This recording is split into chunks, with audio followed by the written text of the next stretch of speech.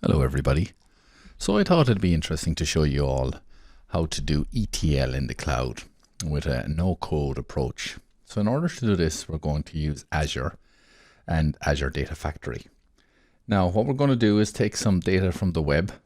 So we're going to use the European Central Bank and we're going to use their FX rates.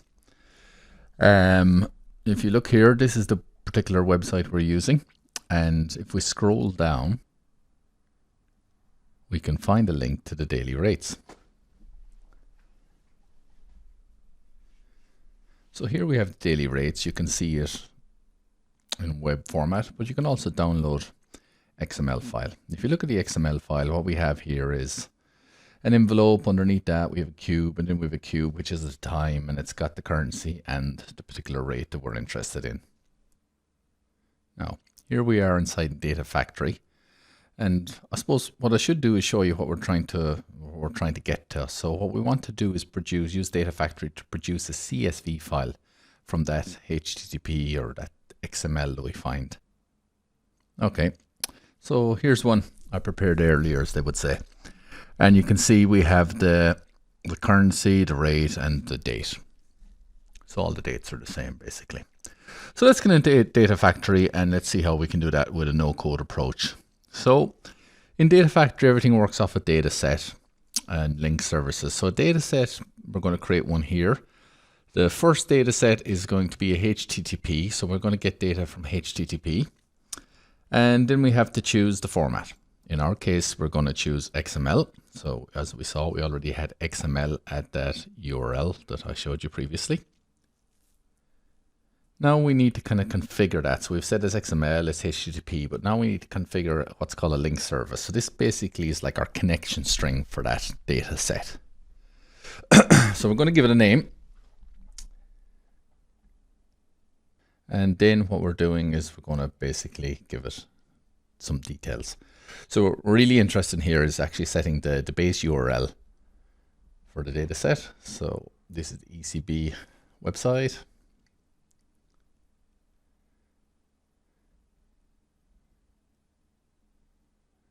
And there's the base URL that we had in the browser a moment ago. Now, in order to access data, we don't need to authenticate. So we're just going to use anonymous access, and we're going to create that link service. Now, because this data set is using that link service, we're actually going to say where in that website to get the information. And that, again, is the URL we saw earlier on.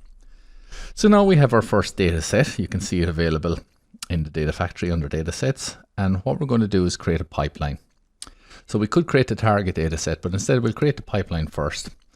And what we want to do is move some data. So we're going to use the copy data activity.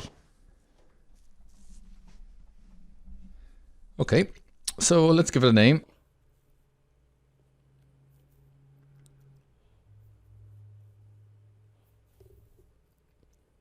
Okay. And we'll say where we're getting the information from. So that's our data set we configured. And now here, we've no additional properties to set here for now. And now it's our sink. That's our target. Where are we setting our target? So as I said, you can create it as we did previously, or you can create it now. So we're saying, hey, you know, I'm putting this into storage or into our data lake storage account that we already have provisioned. And I choose the format. I say, look, CSV. And of course, now I need to kind of give the connection string or the details about that data set. So we're going to give it a name.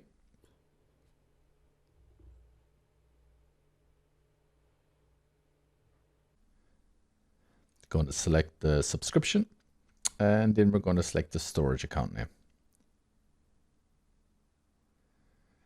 Okay, so now we create that link service. And then we could say where in that link service, that file path, but I didn't click it. So what we'll do is we'll go in here now and we'll configure the sink at this stage. Before we do it, actually, let's do the mapping, okay?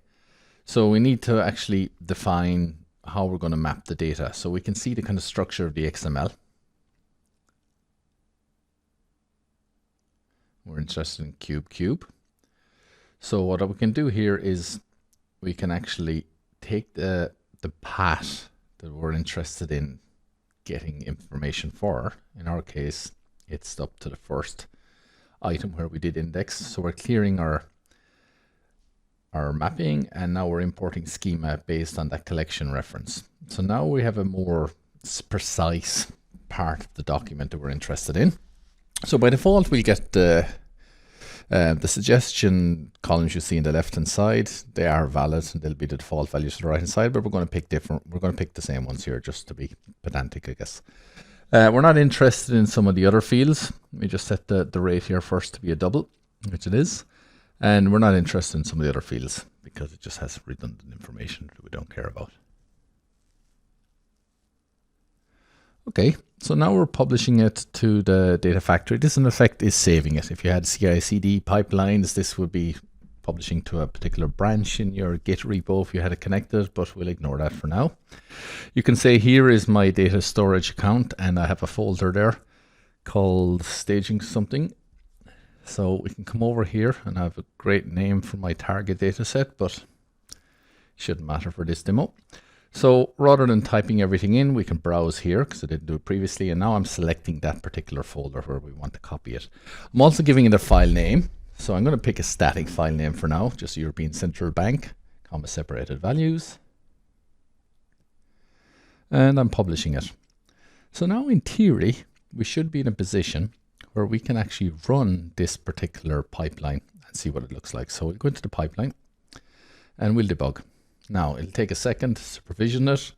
Once it starts running, it'll take a few seconds to run, and then we can actually go and check our storage account, our data lake storage account, and just see if the information has been transformed to that storage location.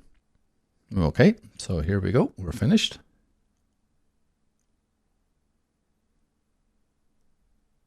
We're now back looking at the storage account, and you can see we have our CSV file created. So we can actually download this file. So let's click on it and let's download it.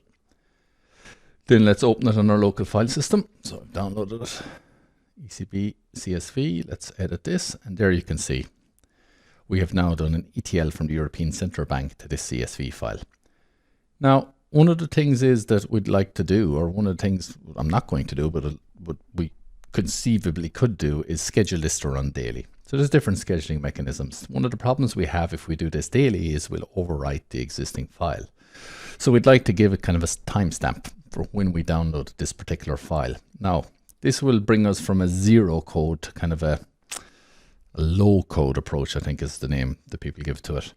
So we're going to use a small bit of DSL to actually specify the file name. So we go back into our target data set, which again, I gave a lovely name to. And rather than using the static ECB CSV, we're going to use a small bit of what's called a dynamic content. Now I have it already created previously, what I want to do. So, excuse me. What we're going to do is concatenate ECB with an underscore, and then we're taking the current time in UTC and we're formatting it as a string, and we're appending .csv to the end of it. You don't have to learn this off by heart. You can actually go into the dynamic content and configure it manually, not manually, with a wizard if you so wish. But let's just have a look and run this pipeline first, and I'll show you that in a second. Okay, so we're waiting for the pipeline to run, be provisioned on our data factory. Should just take a few seconds.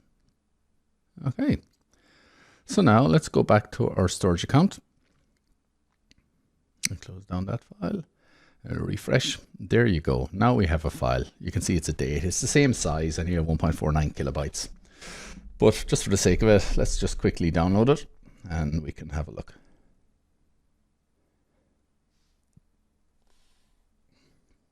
Okay, the file is now downloaded. Okay. So I did promise you that you don't have to learn that DSL.